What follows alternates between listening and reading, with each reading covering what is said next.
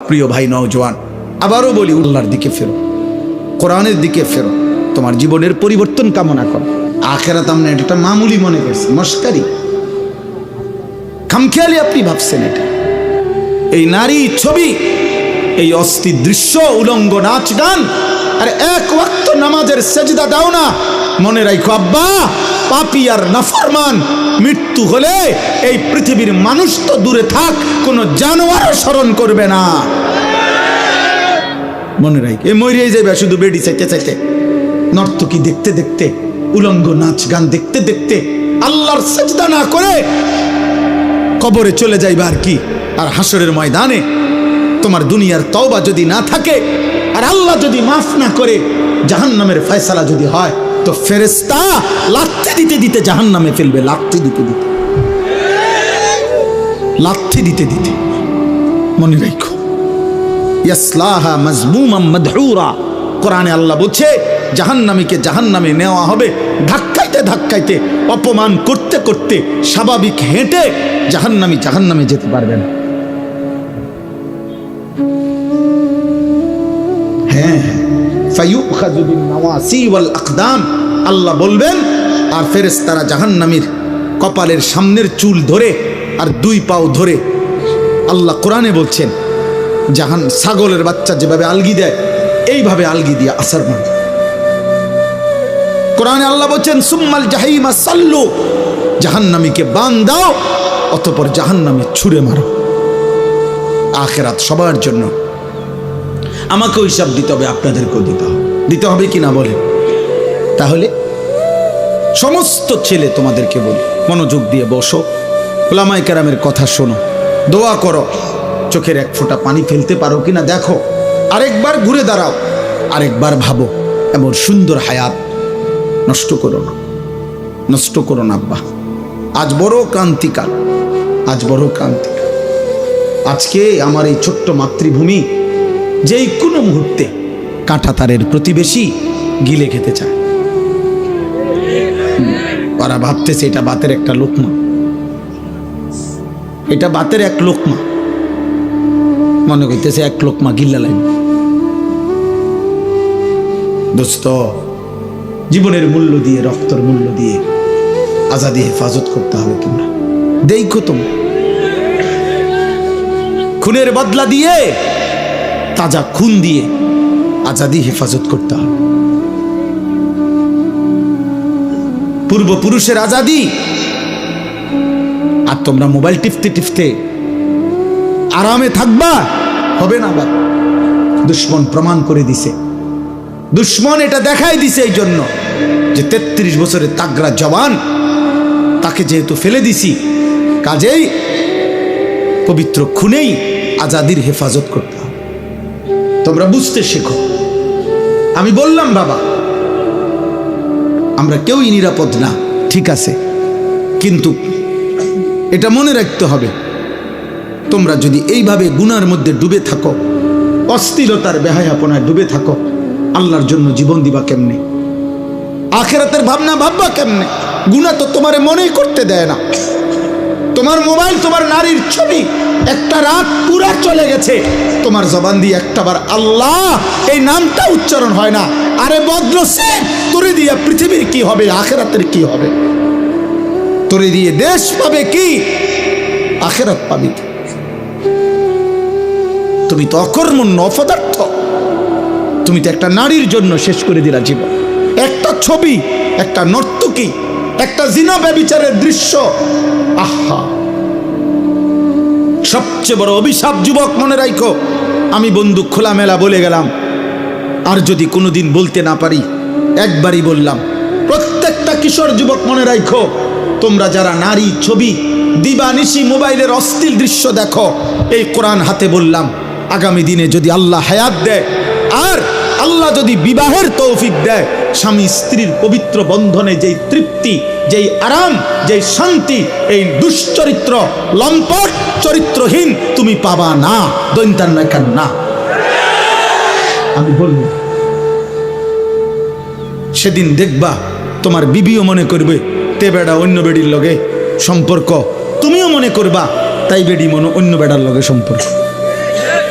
এই সন্দিহান যেই ফ্যামিলি, স্বামী স্ত্রীর মধ্যে সন্দেহ, খোদার কসম ওই ফ্যামিলিতে জাহান্নামের আগুন জ্বলে।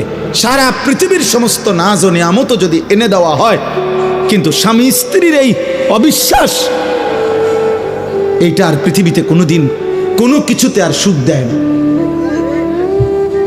আফসোস হবে এটা। ওই নারী বলবে, ওই মেয়ে বলবে, আমি ঠকছি, আমি এর চাইতে বালা বেড়াত পাইতাম। ওই ছেলে আফসোস করবে, আমি ঠকছি, আমি মোবাইলে যেসব বেডি দেখছি, এই বেডি তো এর ধারে কাছেও নেই। হ্যাঁ হ্যাঁ, আরে জানো আর হাসো না। নারী আসক্ত যুবক, হ্যাঁ হাসে এই জন্যই হাসে। অর্থাৎ ও বুঝে আমারে কইছে, ও বুঝে, অত বুঝে যে আমারে বলছে। আমি তো দুশ্চরিত্র, এই তো গুনার কথা বললে হাসি আইলো কেন বলো বাবা?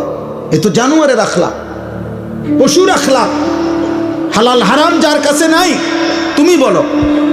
আমার কথা রাগ হইলে প্রতিবাদ করো, নাই তো তুমি প্রমাণ করো। হালাল হারামের পার্থক্য যার মধ্যে নাই, এটা জানোয়ারের স্বভাব।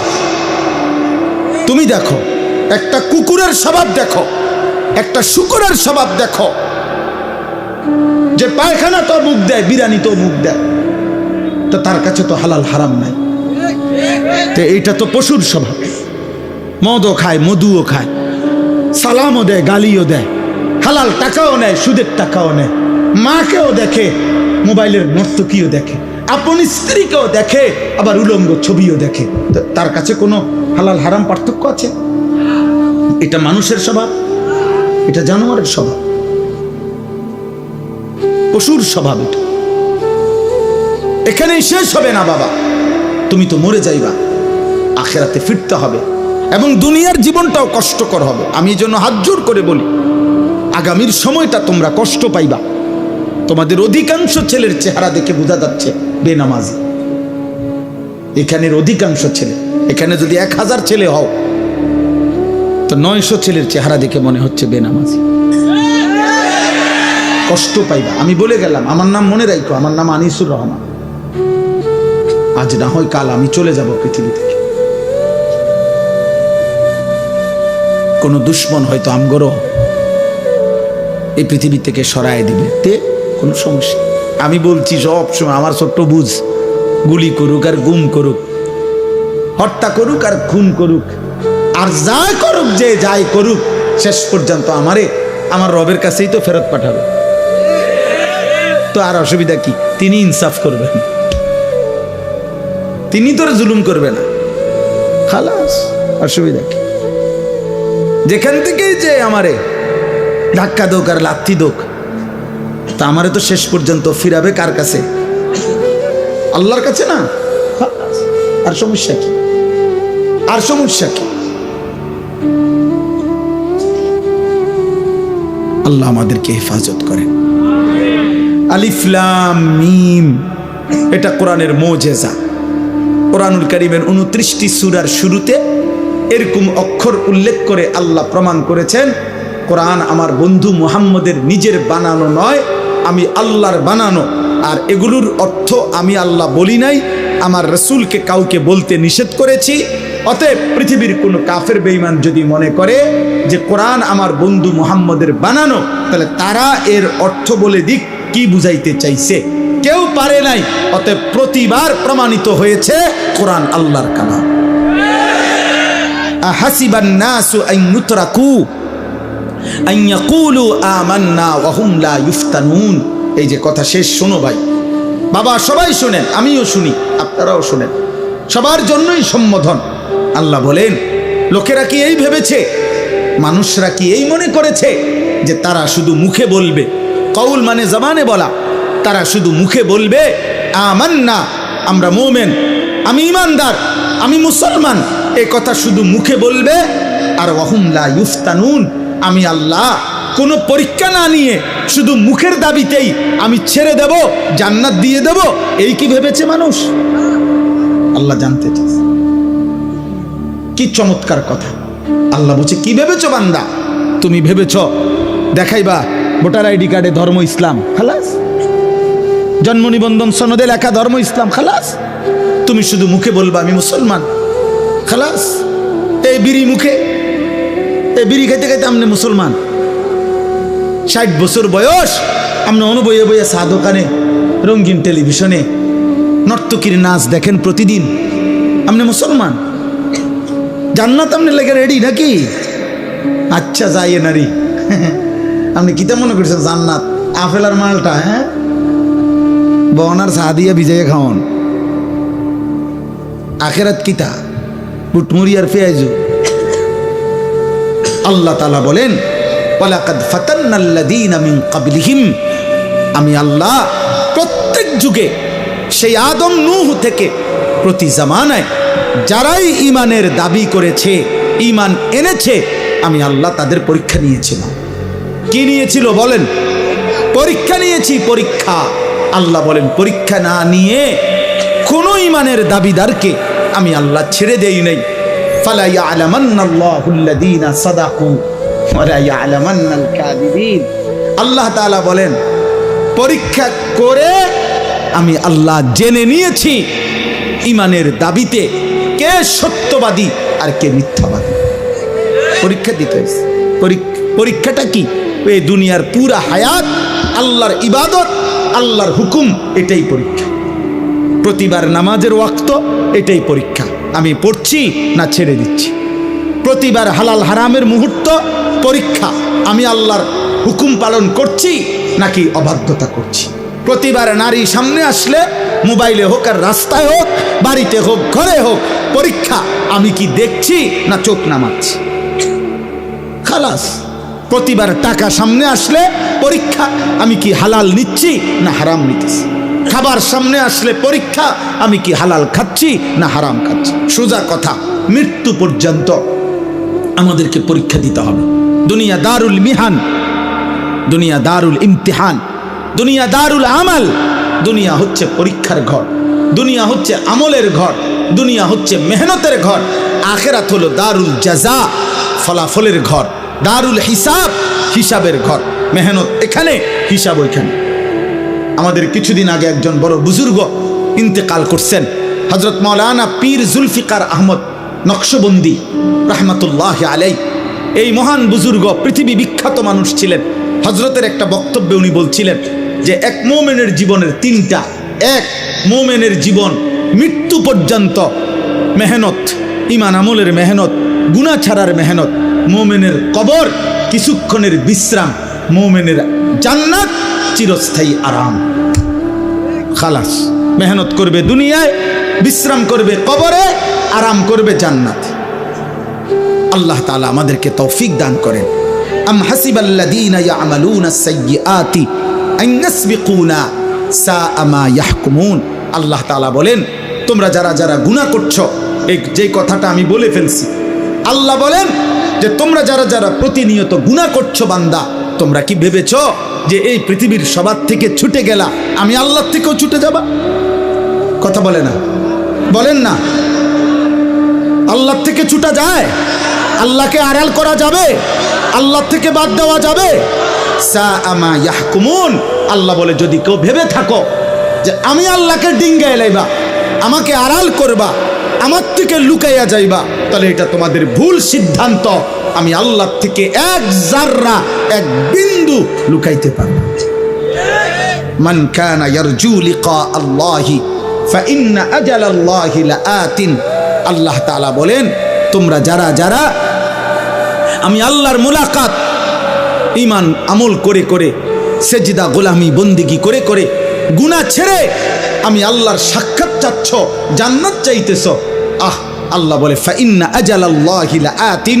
মুমিন বান্দা একটু সবর করো, আমি মৃত্যু পাঠাবো, মানে আজরাইল পাঠাবো, সে তোমাকে মৃত্যুর মাধ্যমে নিয়ে আসবে, আর আমি আল্লাহ জান্নাত তোমার জন্য খুলে দেব। ওয়া হুয়াস সামিউল আলিম। যে যাই করছো আমি শুনি, যে যাই করছো আমি জানি, ভালোটাও জানি, মন্দটাও জানি, গুনাহটাও জানি, নেকিটাও জানি। এই পৃথিবীর কারো জন্য যদি কেউ কোনো উপকার নাও করতে পারে, কিন্তু নিজের ঈমান আমল আখিরাত আখলাক হালাল হারাম নিজের জীবনের হেফাজত করা এটা জরুরি।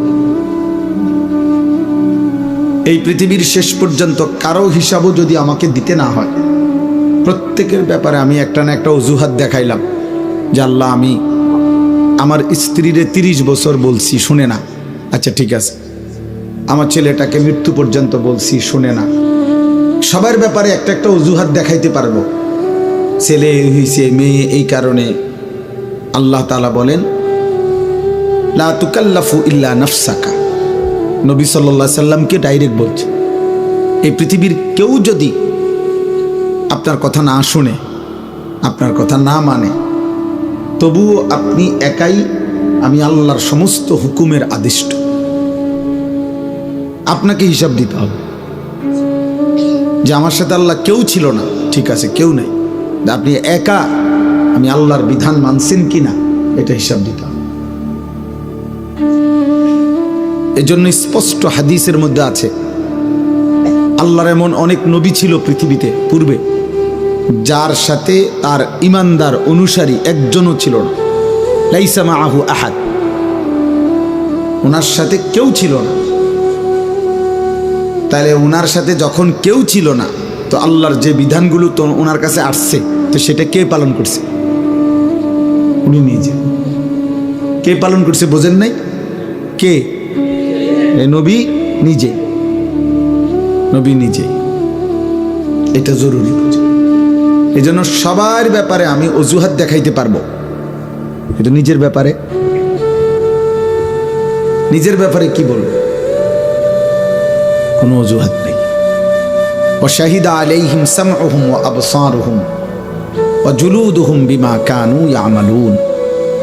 আল্লাহ তাআলা বলেন, বান্দা কান, চোখ এবং সারা দেহের চামড়া, সারা দেহের অঙ্গ, মানুষের পুরাটা দেহই চামড়া দিয়ে ঢাকা। আল্লাহ তাআলা বলেন এই কান, চোখ, চামড়া মানে সারা দেহ তোমার পুরা জিন্দেগির যাবতীয় বিষয় সম্পর্কে, কর্মকাণ্ড সম্পর্কে শাহিদা, সাক্ষ্য দেব, কথা বলবে। আমি আল্লাহর সামনে কথা বলব। ক্বালু লিমা শাহিদতুম আলাইনা। নাফরমান বান্দা বলবে, হায় আমার দেহ আমার বিরুদ্ধে কেমনে সাক্ষ্য দিল, কেমনে দিলা সাক্ষ্য?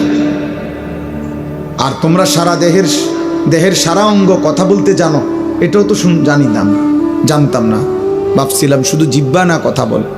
এখন দেখি তোমরা হাতও কথা বলতে জানো, পাও কথা বলতে জানো। তো তোমাদের এই যোগ্যতা আছে, তোমরা বললা না, আমার এদিকে কোনোদিন কইলা না। ক্বালু আনতাকানা আল্লাহুল্লাযী আনতাকা কুল্লা শাই। সারা দেহের অঙ্গ প্রত্যঙ্গ বলবে, হে আল্লাহর বান্দা, আজ এই হাসরের ময়দানে সবকিছুর জবান খুলে দিয়েছেন যিনি, আমাদের জবানও খুলে দিয়েছেন তিনি। এজন্য তাফসীরের মধ্যে আছে ওয়া আখরাজাতিল আরদু আসকালাহা। এই আয়াতের তাফসীরে আছে নবী সাল্লাল্লাহু আলাইহি সাল্লাম বলেন, কিয়ামতের দিন মানুষের জমা সমস্ত সম্পদ, মাটির নিচের সঞ্চিত সমস্ত সম্পদ, সব কিছুই কিয়ামতের দিন কথা বলবে। শুধু মানুষ না, স্বর্ণ রৌপ্য সম্পদগুলো কথা বলবে, আল্লাহ আমাকে চুরি করছে,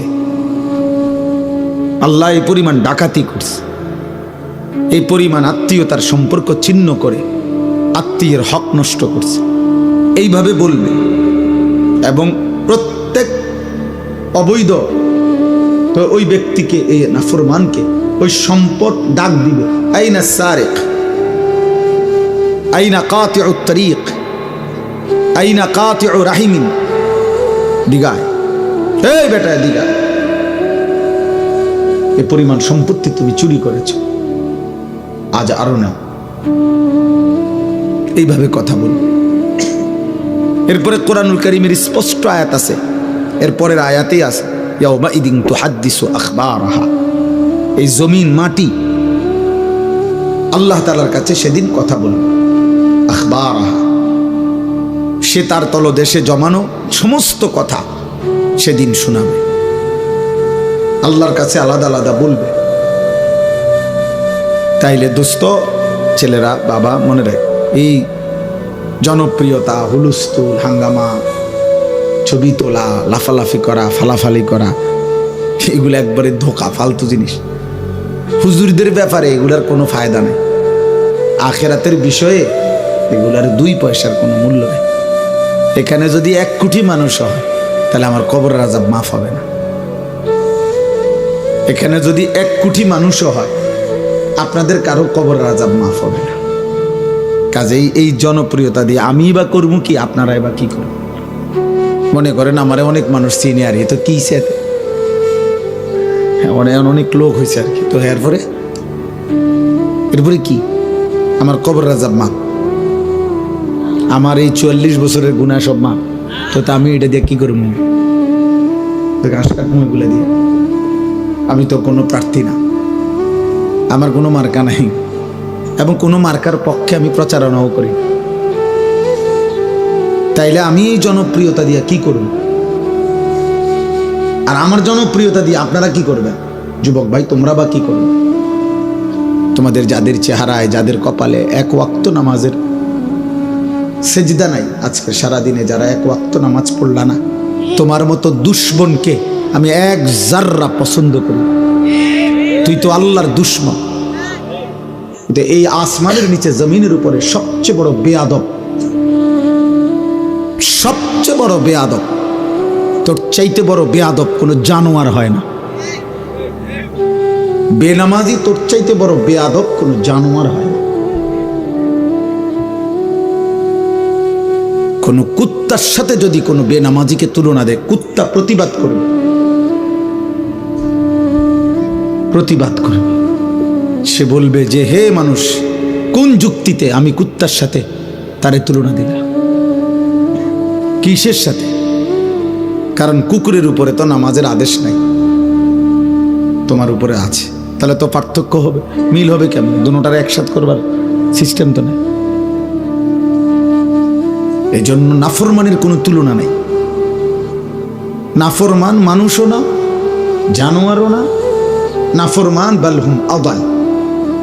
আল্লাহ বলছে, আল্লাহ ভোলা মানুষ, আল্লাহ নিজে বলছেন বালহুম আদাল, মানে জানোয়ারের চাইতেও নিকৃষ্ট। মানে নিকৃষ্টটা কি সেটা নাই, এটা কোনো আইটেম তো নাই। আপনি কোন এটা প্রাণীটার নাম কি? বালহুম আদাল বলতে কে নাই, যে এ কুত্তার চাইতে নিকৃষ্ট। হ্যাঁ, তো নিকৃষ্ট কি? তা পিঁপড়া না? এটাও তো একটা প্রাণী। সাপ না? সাপ হতো না। বিচ্ছু না? এটা হতো না। মশা না? মশা হতো না। এটা তো একটা প্রাণী। দেখ, আল্লাহ তো বলছে ও জানোয়ার না, জানোয়ারের চাইতে নিকৃষ্ট। তাহলে এই জন্য নাফরমানের কোনো আইটেম নেই, কোনো পরিচয় নেই, পাপীর কোনো পরিচয় নেই, পাপীর কোনো পরিচয়। এই জন্য আল্লাহ তাআলা বলছে, এই জন্য তোমরা এটা মনে রাখো। যদি মনে করো বেনামাজি যেই ছেলেরা আজকের এশার নামাজ পড়ো নাই, দয়া করে যদি উঠে যাও ভালো হয়। তোমার মতো অকৃতজ্ঞ বেয়াদব তুমি চলে গেলে ভালো হয়। তেমন উল্লেখযোগ্য কোনো ফায়দা হবে না তোমার ভালোবাসা দিয়ে। তোমার মতো দুশ্মন ইসলামের কলঙ্ক, কোরআনের কলঙ্ক। আমার নবী সাল্লাল্লাহু আলাইহি সাল্লামের 23 বছরের চোখের পানির অপমান, অপমান। তুমি মায়ের দুধের অপমান, মায়ের 9 মাসের গর্ভে ধারণের অপমান। ওই যে ওই বেয়াদব দেখে, এই যে এই টুপিওয়ালা ভাইয়ের সামনে আরেক বেয়াদব ক্যামেরা ধরে রাখছে, মোবাইল। ভাইয়া উঠে যাও আব্বা। তোমার মতো 2 জন বেত্তমিজ উঠে গেলে ভালো হয়, আরেকজন ভালো ছেলে যাওয়া বসতে পারবে। আব্বা উঠো, পরে দাও গা, জায়গা দাও, আরেকজনের জায়গা দাও, তুমি যাও গা। এই জন্য বললাম সাবধান, খামখেয়ালির কোনো সুযোগ নেই। তোমার আমি জোর করে আনি নাই, তোমাকে জোর করে কেউ আনে নাই, তুমি নিজে আসছো, আল্লাহর জন্য আসছো। তাহলে যদি মাহফিলে আইসা থাকো, যদি একজন হুজুর বক্তার ওয়াজ শুনতে আসো, তো তুমি তো জানোই তিনি আল্লাহর কথা বলে, তুমি তো জানোই তিনি নামাজের কথা বলে, তাহলে তোমরা নামাজ পড়লা না কেন ভাই? তোমরা যারা নামাজ পড়ো নাই, আমি দাঁড় করাই দিই তোম করে, বলো তোমরা বলো, আমি দাঁড় করাই। বেনামাজি বেয়াদব তো চিনা যায়, বেনামাজি তো বেয়াদব, বেনামাজি তো অসভ্য, বেনামাজি তো গাদ্দার, বেনামাজি মুতাকাব্বির, অহংকার।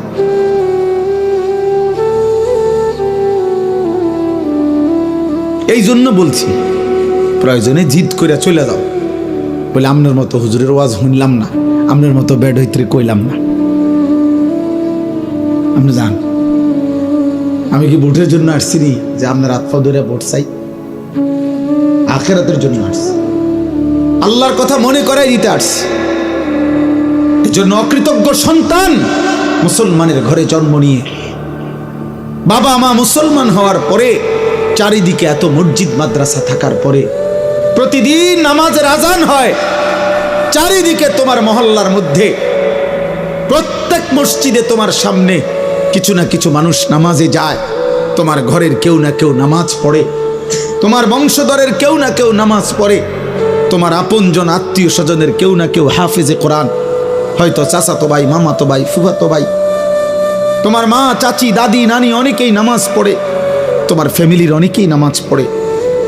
আল্লাহর ঘর মসজিদ থেকে প্রতিদিন আজান হয়, চারিদিকে মাদ্রাসা, চতুর্দিকে টুপিওয়ালা দাড়িওয়ালা মানুষ পাওয়া যায়, মসজিদ থেকে প্রত্যেক ওয়াক্তে কিছু লোক নামাজে ঢোকে বের হয়, চারিদিকে এত পরিবেশ, চারিদিকে কোরআনের নামাজের জন্য এত রকম নমুনা চিহ্ন থাকার পরেও মাত্র 16 বছর 18 বছর বয়সে যেই গাদ্দার এক ওয়াক্ত নামাজ পড়ে না, তোর চাইতে বড় বেয়াদব আল্লাহর নিচে, আসমানের নিচে, জমিনের নিচে কোন জানোয়ার এত বড় বেয়াদব হইতে পারে না বেটা। তোর চাইতে নিকৃষ্ট বেয়াদব কোন জানোয়ারও হইতে পারে না। তুই বহুত বড় গাদ্দার বেটা। এত মসজিদ মাদ্রাসা, এত দাড়ি টুপি, তোর ঘরের এত মানুষের নামাজ, কোনো কিছুই তোর মতো পাষাণ ডাকাত তোর দিল নড়াইতে পারে না, তোর কলজা এটা পাথর হতো না। এই জন্য মনে রাখবেন বাবা, যাদেরকে বলি অভিভাবক, হায়াতের লাস্টে, মৃত্যুর আগে এতটুকু হয়তো বলে যাইতে পারবেন দুনিয়ায় মানুষের কাছে যে বেনামাজি সন্তানের বাবা যারা, বেপর্দা মেয়ের বাবা যারা, বেহায়া নারীর স্বামী যারা, আপনারা হয়তো বলতে পারবেন যে দুনিয়ায় সোফা বানায় গেছি, খাট বানায় গেছি, কিন্তু মানুষ বানায় যেতে পারেন নাই পরিবারকে। এতটুকু বলতে পারবেন, আর এই বিল্ডিং করছি, টাইলস লাগাইয়া গেছি, হুজুর দোয়া করবেন, কিত্ত দোয়া করতে তা লাগাইয়ে লাইছেন, আর দোয়া করতো কিতা? কথা বলেন না, এটা তো লাগাইয়ে লাইছেন টাইলস, এনে আর কি দোয়া করতো? হ্যাঁ, রবিবারে ছাদ ডালাই দোয়া করেন হুজুর, কি দোয়া? ছাদ ডালাই তো সব রেডি, রবিবারে ডালাই তো, এটার আর দোয়া কিতা? আর কি দোয়া? জমি এটা কিনছি হুজুর দোয়া করেন, তখন কি করতেন? দোয়া করতো আর কি, এটা তো কিনছেনি, এখন আর কি দোয়া করতে হবে যাতে করে আপনার হাতের থেকে এটা ছুটে যায়? কিনছেন তো, এটা সারছেই। মুসলমান লুভি, মুসলমান লুভি। আমি তো সাফ বলি, রাগ করলে কিছু করার নাই। যেই সমস্ত অভিভাবক হারাম উপার্জনকারী, এই হারাম উপার্জন খোরের, এই সুদখোর, কিস্তিখোর, ওজনে কম দিয়া ধোকাবাজি প্রতারণা করে যে হারাম রোজগার করে, ওই নাফরমানের বিবি বাচ্চা মানুষ হয় না, উপার্জনকারী হয়। উপার্জনকারী কামাই রোজগারি করতে পারে, পয়সা কামাইতে পারবে, কিন্তু ইনসান হয় না, ইনসান হয় না, মানুষ হয় না, মানুষ হয় না। সুদখোরের সন্তান মানুষ হয় না, ঘুষখোরের সন্তান মানুষ হয়, ইকোনমিক্যাল অ্যানিমেল হয়, অর্থনৈতিক প্রাণী হয়, উপার্জনকারী একজন প্রাণী হয়, যে আবার আপনি 60 বছর রোজগার করছেন, এবার আপনার ফুতে কামাই করে, কয়দিন পরে আপনার নাতিও পয়সা কামাই করবে, এই আর হয়েছে। তো আগে আপনি 30 বছর দোয়ানদারি করছেন, এখন হেতে করে আগে আপনার ফুতে দোয়ানদারি করে। আল্লাহর রহমতে আপনি খাস দোয়া করে দেন, এরপরে আপনি নাতিয়ে বন বেচবো, একবার আমনের খাঁটি দোয়া পাইছে আমনের নাতি, আল্লাহর রহমত বন বেছে চা বেছে, হ্যাঁ খাস দোয়া করে দিছে, হুজুর দিয়ে দোয়া করাই দিয়েছেন দে, খাট দোয়া একবার খাস কবুল হয়েছে আল্লাহর রহমত। আপনি যেটা করছেন হ্যাঁ ওইটা করেন, দোয়া কবুল হয়েছে। বাপপুর দুজনে বন বেছে, দুনিয়া মিলছে, দুনিয়া প্রত্যাশা পূরণ হয়েছে। আহা মুসলমান মনে করে দোয়া কবুল হয়েছে। আফসোসের বিষয়, আফসোসের বিষয়।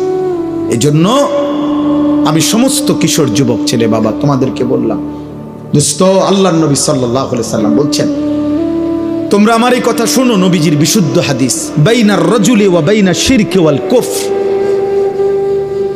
নবী সাল্লাল্লাহু আলাইহি সাল্লাম বলছে, কোন ব্যক্তি কি মানুষ নাকি মুশরিক না কাফের, নবীজি বলছে এটা চিনার উপায় তারকুস সালাহ, নামাজ পড়া বা না পড়া।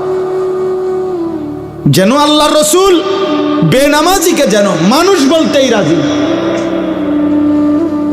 এজন্য নবীজি বলছে লোকটা কি মানুষ না মুশরিক, এটা একটা রিওয়ায়াত, বাইনার রাজুলি ওয়া বাইনা শিরকি ওয়াল কুফর। মানুষ এবং মুশরিকের মধ্যে তফাৎ নামাজ পড়া বা না পড়া। এজন্য তুমি কি মানুষ না মুশরিক, এটা চিহ্নিত করার উপায় নামাজ। নামাজ, এজন্য নামাজবিহীন জীবন মানুষ হওয়ার অনুপযুক্ত, মানুষ হওয়ার অনুপযুক্ত। দয়া করে এই জন্য বাপ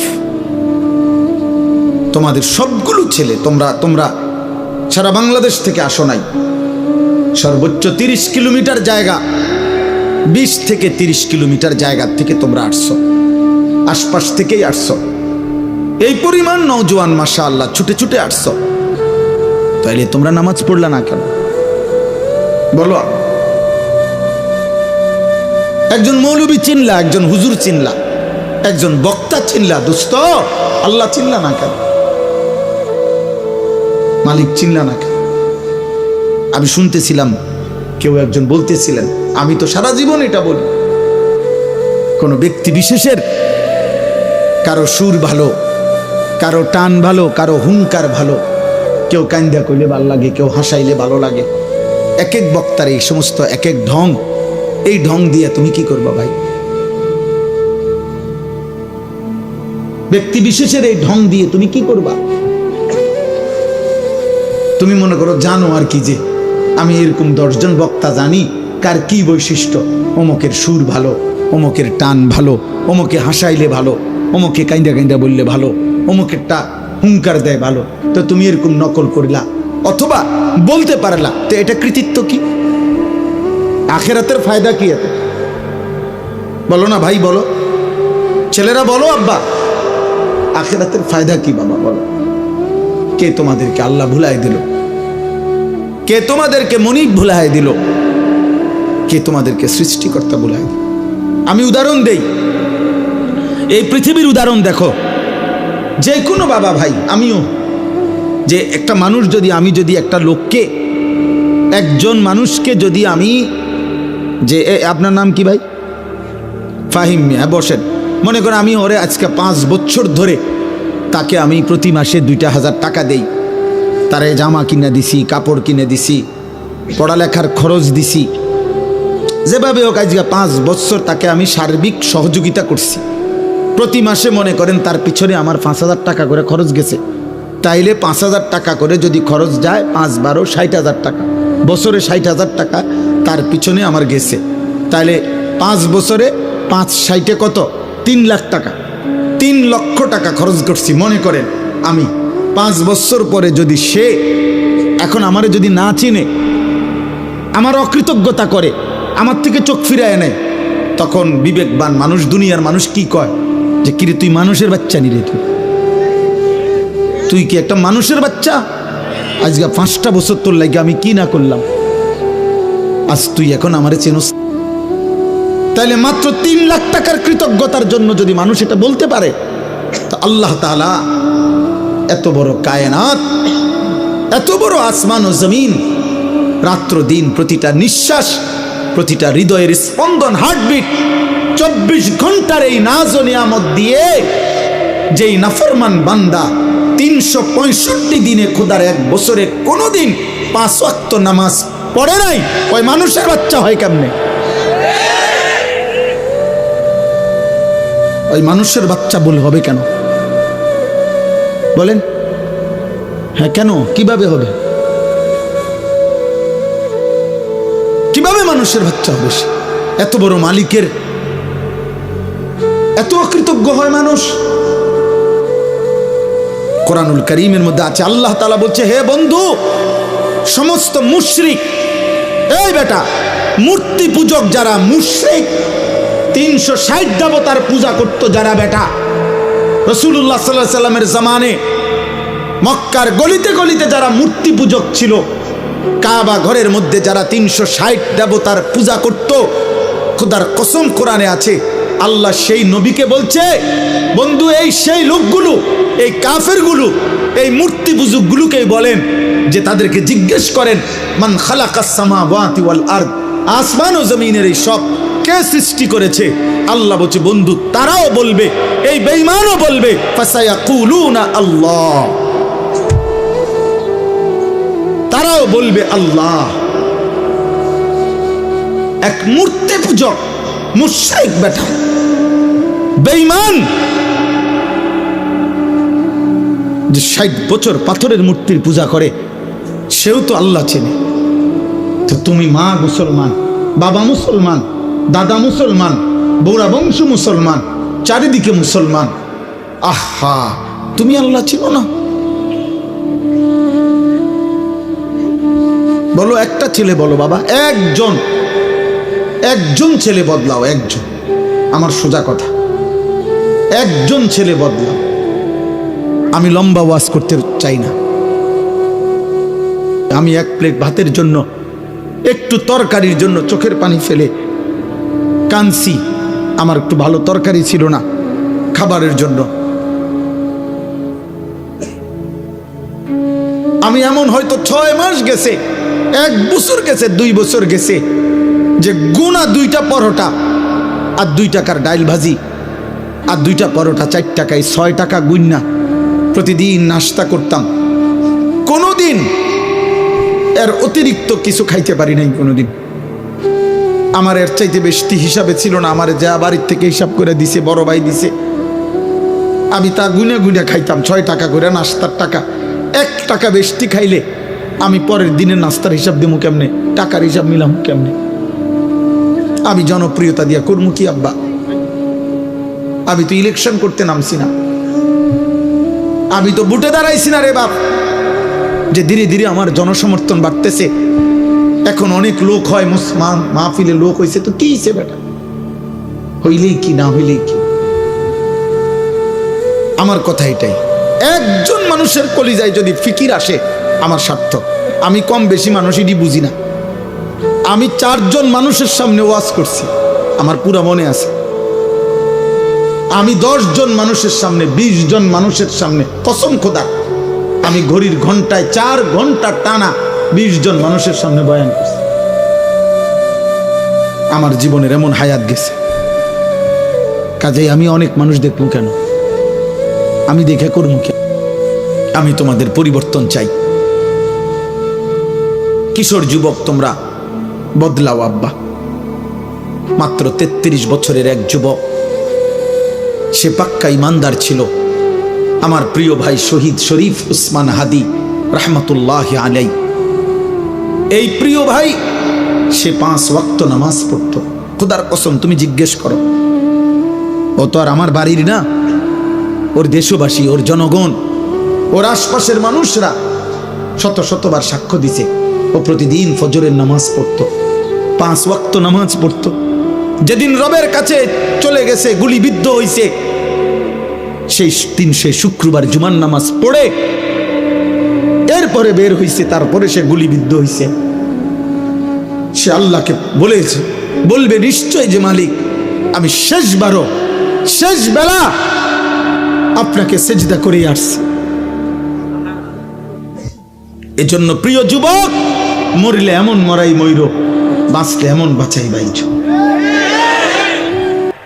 এই নারী ছবি, এই অস্থির দৃশ্য, উলঙ্গ নাচ গান, আর এক ওয়াক্ত নামাজের সেজদা দাও না।